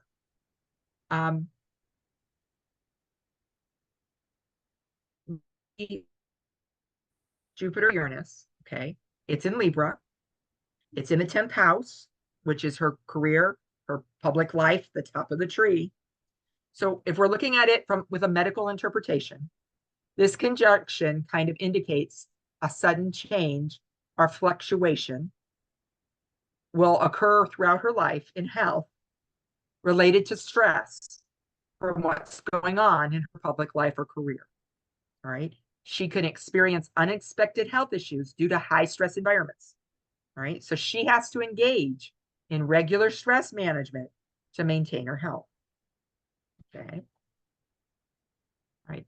We have an ascendant conjunct Juno over here in Capricorn. First house. So we're looking at herself and her actual physical body, right? From a medical perspective, this aspect is emphasizing the importance of relationships and partners on her overall health and self-perception. Her physical well-being might be influenced by her marital or long-term relationships with people. And it makes it crucial for her to maintain harmony and balance in her personal life. Okay. She has, on the opposite side, the ascendant also. All right, Lisa, I will gladly answer it at the end. When we look at Pallas and her ascendant, okay, so she's got 3 there, but we're looking at a different scenario. And this one is close enough but you've got Pallas in Sagittarius and you've got the ascendant in Capricorn. But it's still indicating, although it might be something that's maybe behind the scenes a little bit with the Pallas part because it's in that hidden house, but it's still affecting the physical body. This suggests that her health is closely tied to her thoughts and her creative pursuits. All right. So she has to engage in strategic thinking and creative activities to positively impact her physical well-being. Okay. All right. Now let's look at a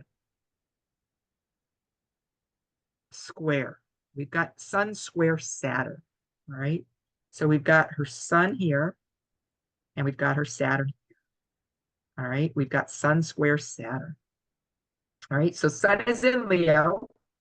Saturn's in Taurus. Sun is in the 8th house, and Saturn is in the 5th, which is Taurus. Okay, so we're looking at that Sun being transformation, deep emotional issue. Saturn, 5th, creativity, pleasure, children, relationships. So this is a square. So remember, our square can indicate a chronic health issue or a sense of restriction related to expression and pleasure. So Catherine might experience health problems that stem from stress or a lack of joy and fulfillment in life. So she has to find ways to incorporate joy and that creative expression into her daily routine. That's essential for her to not wind up in issues that are related to her Sun and her Saturn. Okay. We have Venus square Jupiter. So we have Venus here, and we have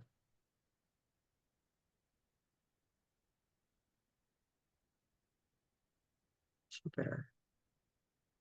Okay. Right. So Venus is in 7th, Jupiter is in 10th. Okay, so we've got the 7th to the 10th.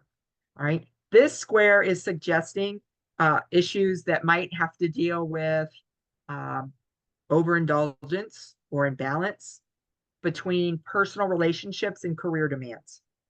Right? She might struggle maintaining a healthy lifestyle due to excess or imbalance.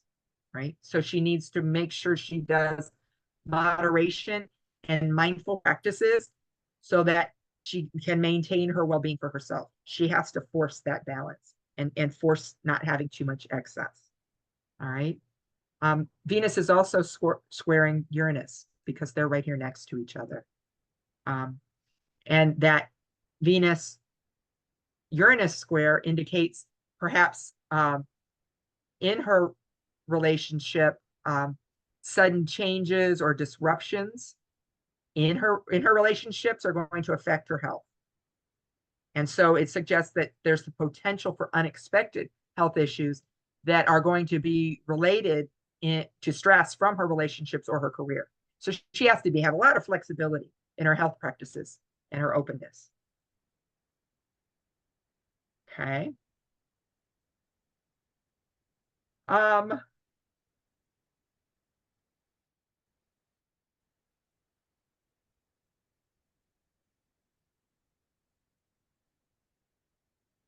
No, we're not using Kate Middleton. We're talking about an actual person who's in this room with you today. we are talking about Catherine. She is one of us. When we go to the chart, I'm looking at Princess Di, not Kate Middleton. Okay. We look at her Moon Mercury square. Okay, we've got a square here, Moon, and her Mercury and her Moon, which is over here. All right. You're looking at a conflict between emotions and thoughts. Again, stress related. As you notice, a lot of the issues for Catherine are stress related. All right. She has to work really hard.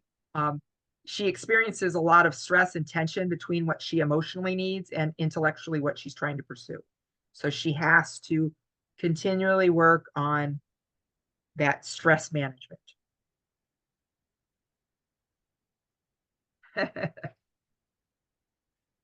Yes, we have an extra Catherine. Yes, we have lots of Catherines, but yes. Currently in the room, it's C-ball. Yes. All right. If we look at a couple oppositions here, because she's got a handful of those too. We've got her Moon opposite Neptune. Okay, so we've got this Moon opposite her Neptune. All right. So we've got Moon in Taurus, Neptune is in Scorpio. We're looking at 5th house, 11th house. So we've got an opposition here that's indicating a confusion or maybe a sensitivity in the emotional matters that impact health. So she might struggle with distinguishing sometimes, between what she thinks is causing an issue and what is really causing an issue, which leads again to stress. And it causes her, the emotional stress to go on. So she has to continually work on making sure she's got clarity and grounding in her environment and in her, in some kind of practice that she's doing, some mindfulness or meditation or crystals, things of that nature. Oh, don't be embarrassed. We have Venus opposite Juno. That's kind of an interesting one. All right, so Venus opposite Juno. Venus is in Cancer and Juno is in Capricorn. We're looking at 1st house, 7th house, right? So this opposition indicates that Catherine, again, we're looking at relationships, partnerships, have a significant impact on her physical health. And so it suggests that, again, she has to balance her personal needs with the demands of other people. Okay. All right. Let's look at some positive things here. She has some very positive things too. And we do see the Grand Cross there. We're going to talk about the Grand Cross. But let's go positive here for a few seconds. All right. She has a Sun trine Mars, which is very nice. She's got the Sun in Leo and Mars in Sagittarius. So we have 8th house, transformation, emotional issues. Mars, subconscious, perhaps hidden issues. Okay. So this trine suggests that she actually has a natural alignment between her vitality and her physical energy. Right. So this actually gives the desire in regular physical activity. And she likes to have a really active lifestyle. That helps support her health. Right. It also indicates a really strong potential for her to have the ability to heal through physical activity and through taking action on things. Okay. She also has her Sun trining her Chiron in Aries. So you've got Sun 8th house, Chiron 4th house. So again, transformation, deep emotional issues, home, family, her root. All right. So this aspect suggests that healing is really closely tied to her family and her home environment. And addressing family dynamics and creating a nurturing home life for herself is going to significantly support her emotional and physical well-being. Okay. All right. We're looking at Mercury trine. Okay, we've got her ascendant here, and we've got her Mercury. Hang on a minute.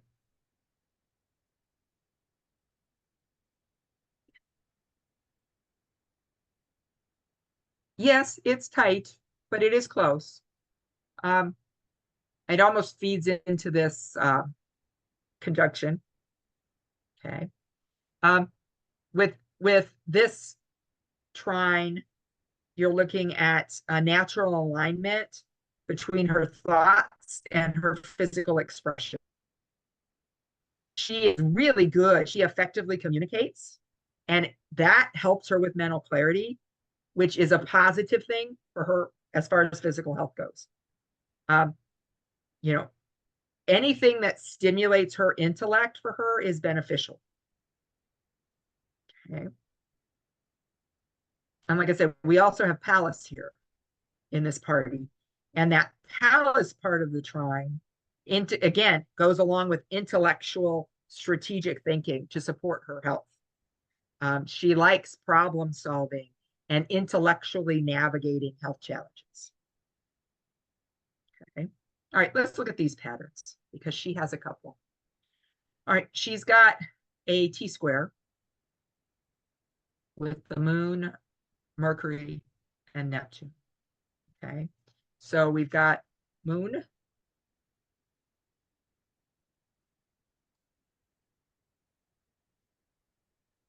whoops. Let me see if I can circle. All right, we've got Neptune, Mercury, and her Moon. All right, we've got a T-square there. All right, that pattern, the apex, is okay. So we're looking at a tension between her emotions, her intellect, and it could be spiritual or social needs. Managing stress through structure, health practices, and emotional supportive activities gives her a balance between her personal needs and her public expectations. That is crucial for her. Did you send the notes for the last? They are attached in this slide. There you go.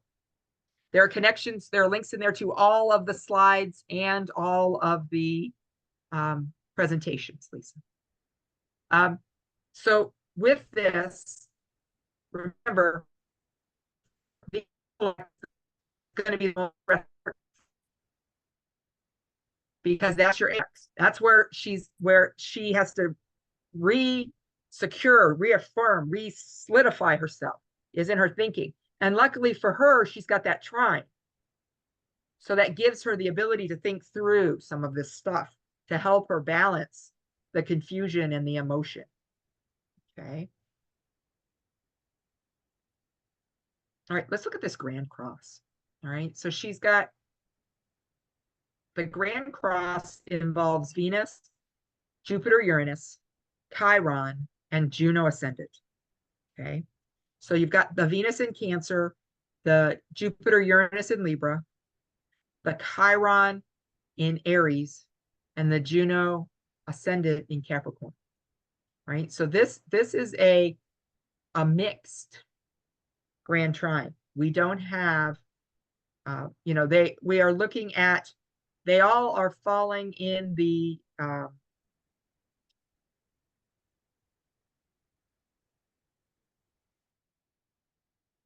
cardinal signs, because we have we're looking at cardinal positions. They are all also on the cross. They're all prominent houses. We're looking at 1st, 4th, 7th, and 10th. Okay, so this pattern is indicating that she's got significant life challenges that impact her health, that have to do with relationship, career, and personal identity. All right. And so to manage these, she has to balance herself emotionally, physically, and socially. And knowing her, I think she generally does a good job with this. I think it has gotten out of balance for her recently, but I think generally she tries to balance her emotional, physical, and social needs. But I think that her relationships and her career have affected her personal identity recently. That's just my take, but that's what I think has occurred. Okay. She also has, remember I told you at the beginning of this, I was going to mention a Thor's hammer, even though I didn't have a slide for it. She has a Thor's hammer. Let's talk about a Thor's hammer here for a minute before I explain what this means. Okay. So her Thor's hammer is between Pluto, Pallas, and Saturn. Right. And a Thor's hammer is a quadriform. It's God's fist. It's not a super rare, but it is a relatively rare aspect, and it can be very challenging aspect. And basically, you're looking at 2 planets that are connected with a square, which creates the tension and the conflict. And then you have both of these planets forming sesquisquares, which are 135 degrees to a 3rd planet, which is an additional tension and a need for some kind of action or resolution. Okay. When we look at this Thor's hammer, okay, this pattern indicates a potential health crisis that's going to require strategic thinking and transformation to get out of it at some point in Catherine's life, because this is her natal chart. All right. So Pluto in the 9th house suggests that she might face an intense challenge that's going to be tied, something to do with beliefs or maybe philosophies. She's going to have to, and somehow there's going to be an overhaul that comes forth for her for health and wellness. She's going to have an approach that she's taken for a long time, and something's going to make her have to change that approach she's had for health and wellness. Okay. Pallas in the 12th house is pointing to a necessity of using wisdom and strategic thinking to deal with her subconscious patterns for that chronic health issue.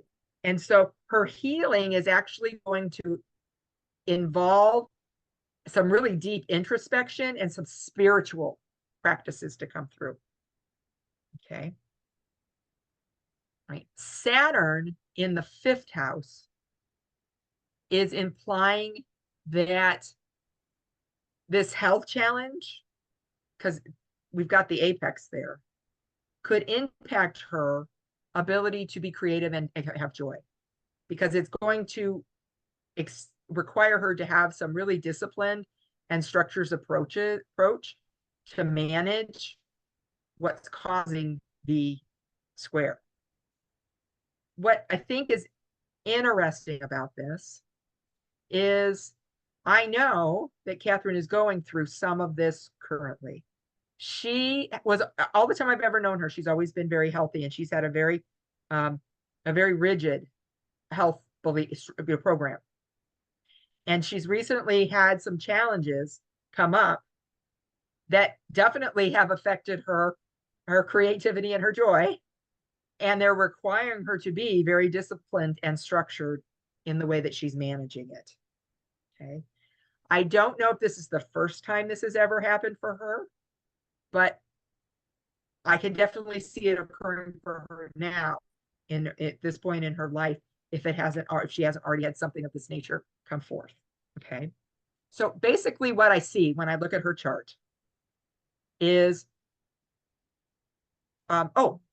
before I say, she also has a grand trine. Let's talk about that positiveness there. I don't want to leave her before we do the grand trine. She has a grand trine, which is wonderful. And it's in fire. She's got a fire grand trine. It's the Sun Leo, Mars Sagittarius, Aries Chiron.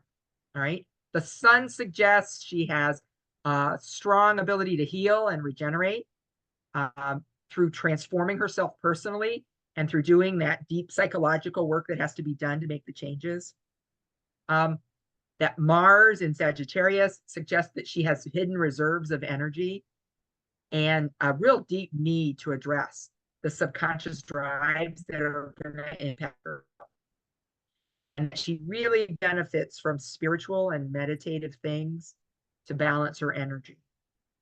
And then Chiron in Aries suggests that this healing might come from addressing early life wounds and family dynamics. Okay, that is her weakness.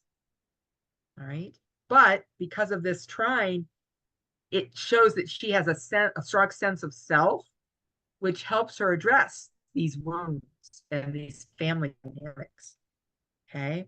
And so this grand trine suggests that these energies work harmoniously together and they create a really supportive environment for her healing.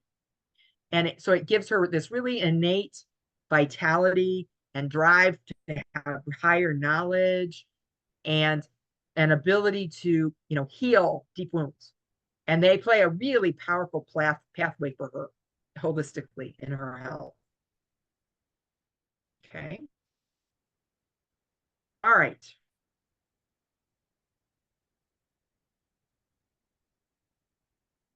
Now, let's move on to our famous chart. Okay.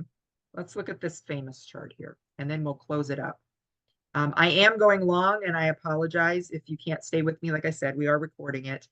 I'm got a few more minutes, and then we'll address Diana, the Princess of Wales.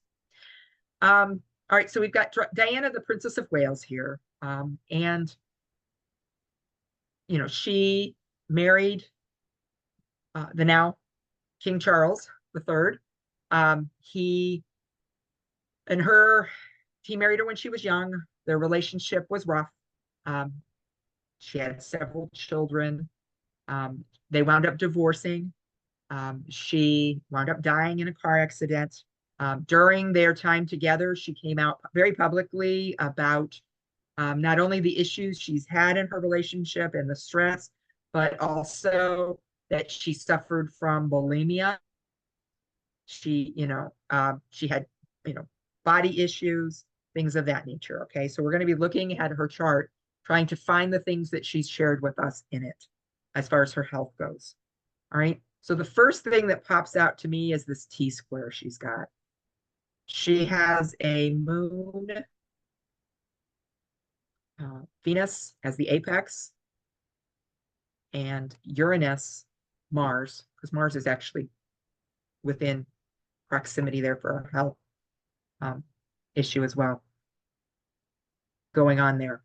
All right, so we've got her moon is opposite both Mars and Uranus. Okay, so we've got Diana experiencing really significant emotional stress from her marriage to Charles.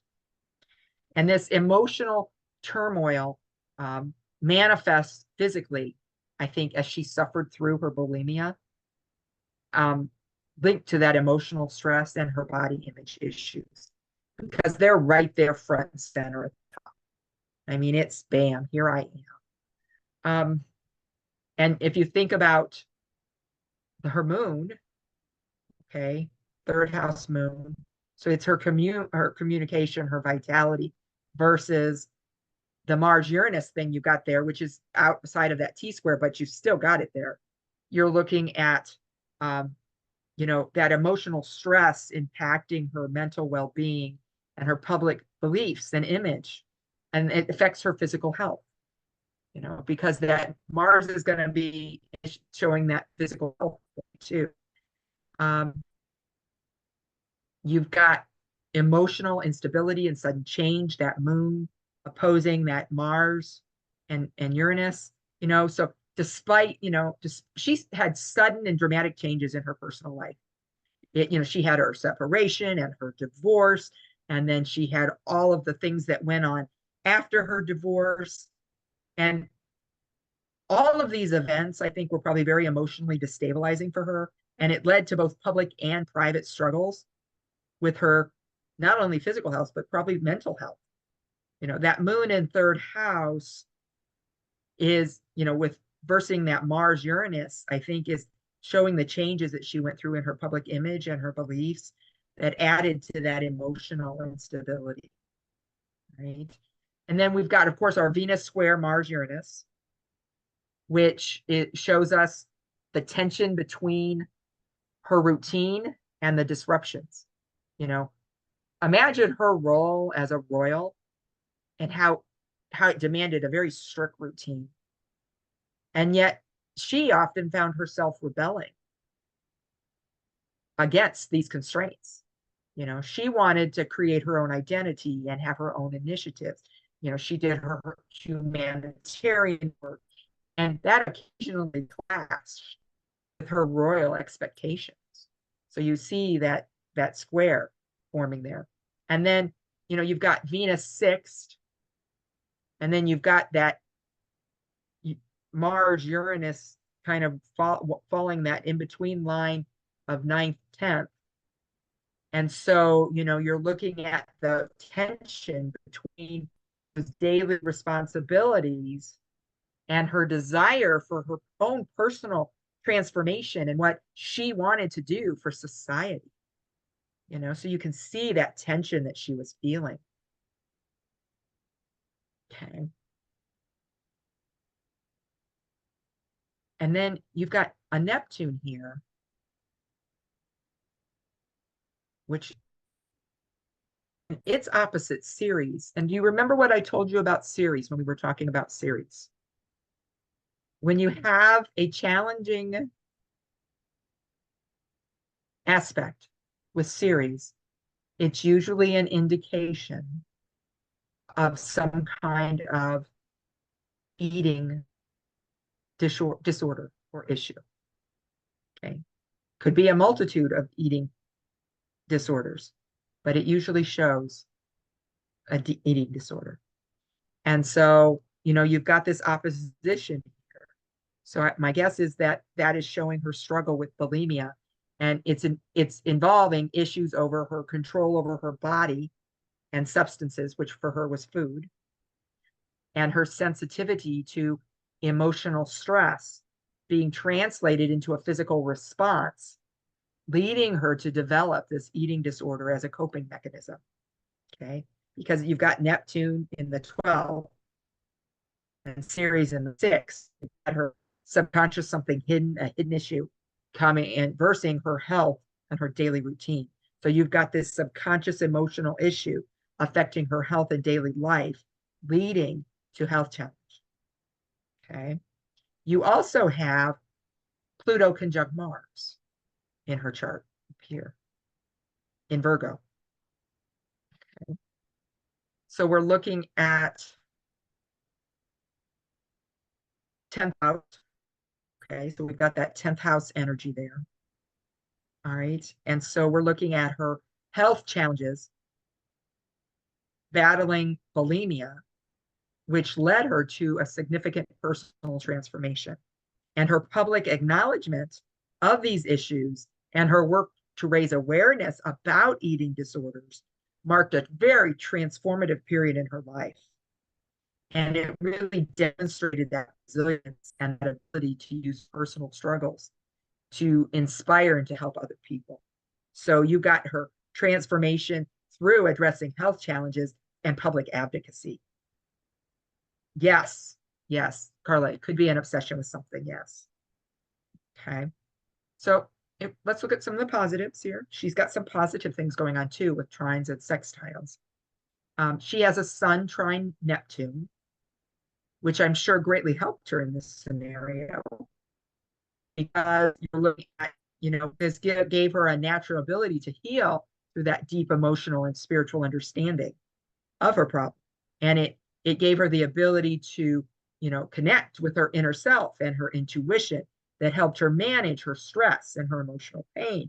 And so this trine really supports within her the idea of having a holistic healing practice and emphasized her need for that, spiritual and emotional well-being in her health routine. It gave her those outlets. Right. And then she has the sun trine Chiron as well, which is a positive. You're looking at that healing presence, both for herself and others, especially through her family and home environment, and you read about the connection she had with her children, and we know that with what happened in her personal life, there were deep emotional wounds and that there was healing. And, so this really suggests that addressing those family dynamics and that need for her to create that nurturing environment was crucial for her to maintain her emotional and physical health and those of her, her children, her family. Okay, we're looking at, she also has Venus trine Saturn. Venus is in the 6th and Saturn is in the 2nd. This gives her stability and discipline in her health routines. I'm guessing probably benefited from a structured health practice and routine. It emphasized the importance for her of having a balanced diet and consistent exercise in those to make that long-term well-being come forth. We have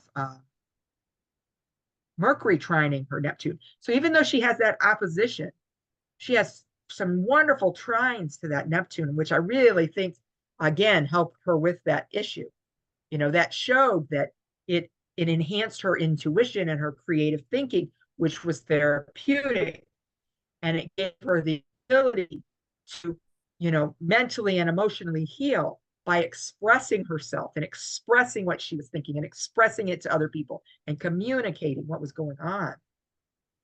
Just all these positive trines going on for her. She's got that grand trine there in water with Neptune and Mercury, Sun, and Chiron. It's beautiful. You see it. It's flowing. It helped her. It really made a difference for her. All right. Let's look at the sextiles. It's interesting because she has a Sun sextile series, which I think is interesting. Because remember, the sextile means you can activate it if you need to. You can activate it to reinforce things. And if you think about it, how did she reinforce or how did she deal with her eating disorder? She used her vitality and herself to bring it out to the world and to help incorporate healthy eating habits and self-care practices and things in her daily life, not only to benefit herself, but to benefit everyone, to benefit the all. by sharing her vitality in that subject. She has Mercury sextile, Mars. Okay. And that, I think, was what gave her the mental and physical energy, being so well coordinated. You know, she was wonderful at and very thoughtful in her communication and in planning for maintaining health. And you know, you could see it here in the chart. Okay. But I mean, if you look at these trines and these sextiles in this grand trine, you really see in her chart that she could find ease and support in her health journey. You know, even though there was the difficult, challenging aspects, she had the ability to have deep emotional, spiritual healing. And she knew that structure was important. And so you could see her bringing forth these things and it giving her some resilience and insight into her life. Okay. All right. Yes. Yes. Wrote books. Very, yeah. She put a lot of power. Her eating disorder, she left through it and put a lot of power into the world and utilized it to heal, I think. And you can really see that when you look at this. All right. So before I ask for questions, reminder, our last session in this series, we're going to do forecasting health trends, and we're going to add now all of that we've gotten through into, we're going to add that bi-wheel to it and look at the transits and progressions with charts as far as looking at health. Okay. And that is going to be August the 16th. If you, like I said earlier, if you missed anything, the links here are for the recordings and the slide presentations. They are all linked. So all you have to do is click on them. And now, if we have any questions that are, I'm sharing the slides one more time. If we have any questions that are directly related to this topic, I will keep the recording going. Otherwise, I'm going to stop the recording because it's already getting rather long. Does anybody have a question directly to the aspects or the things? Okay, then let me shut our recording down, and then I will answer the other questions that you have on other things. All right, thank you, and I will see all of you for the next one here. Let me stop our recording.